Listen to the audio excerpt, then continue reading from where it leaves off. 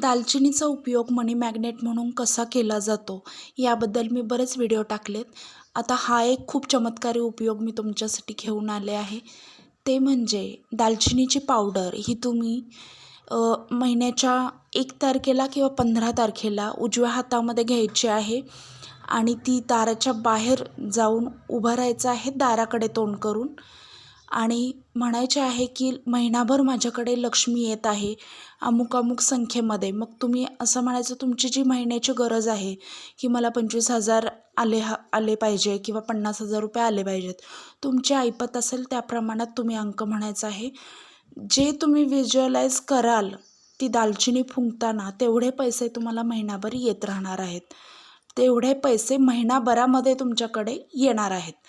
त्यामुळे तुम्ही विचार करून व्यवस्थित आकडा म्हणा की एवढे पैसे माझ्याकडे महिनाभरात आलेले आहेत म्हणून. तर तसं तुम्ही म्हणून ती दालचिनी पावडर असं म्हणायचं आहे की महिनाभर माझ्याकडे 1,00,000 रुपये आलेले आहेत असं म्हणा आणि ती दालचिनीची पावडर ही तुम्ही शुभलाभ शुभलाभ शुभलाभ शुभमंगल शुभमंगल शुभमंगल असं म्हणत ती दालचिनी पावडर आतमध्ये फुंकून आतमध्ये एंटर व्हायचं आहे. म्हणजे उजवा पाय तुमचा आतमध्ये टाकायचा आहे. अशा प्रकारे तुम्ही 1 तारखेला आणि 15 तारखेला ही गोष्ट करायची आहे.